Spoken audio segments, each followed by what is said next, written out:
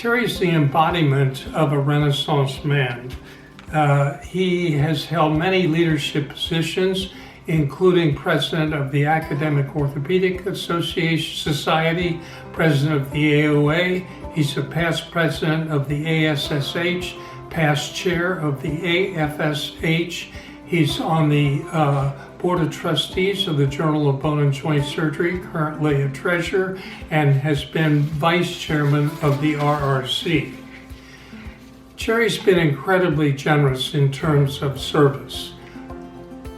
About 6 or 7 years ago, Sandy and I accompanied Terry and Holly to Vilnius, Lithuania, where Terry has gone over a dozen times to give generously in the teaching of congenital hand surgery.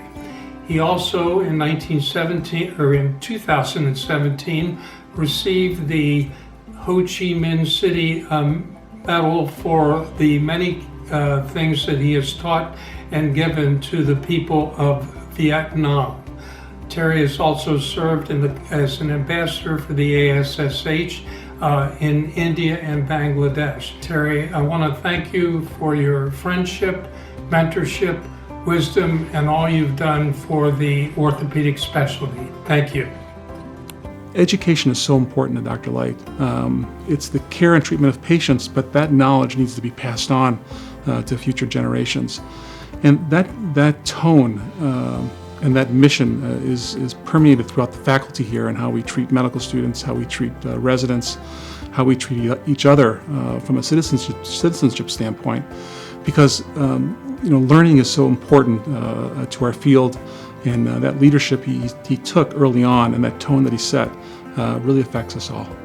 Dr. Light, he's a pillar of the orthopedic community, and there are pillars that sit in front of buildings made of fancy scrolls and marble, but he's the pillar that's in the basement, the foundation critical pillar that's the first one set in the building. He doesn't care about the accolades, he doesn't care about the glitz and the gloss, but he's that so important pillar that just does the right thing for the building.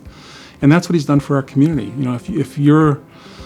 If you have a concern about how a patient interaction went, if you have a concern about the right thing to do in a critical situation, or a concern about your practice or anything, you can turn to him, and you may not like the answer, you may not agree with the answer, but it's an answer that's grounded in just sort of the right thing to do for the right person, the right patient, and the right situation. And I think that's why I served as historian for the AOA and leadership positions for the AOA as president, as our faculty group leader, our department leader, acting dean when we needed somebody, because people knew that he'd make the right decision for the right reasons. I think that's what he gives back to our community. His commitment to giving back to the orthopedic community is something that has had a real big impact on me, and something I take pride in is giving back. And many of the other leaders within the AOA and many other pillars, they've had a history of doing that giving back to our community. And the impact may not be today, it may be 10, 20, 30 years from now, and that's okay. That's how we lead the profession.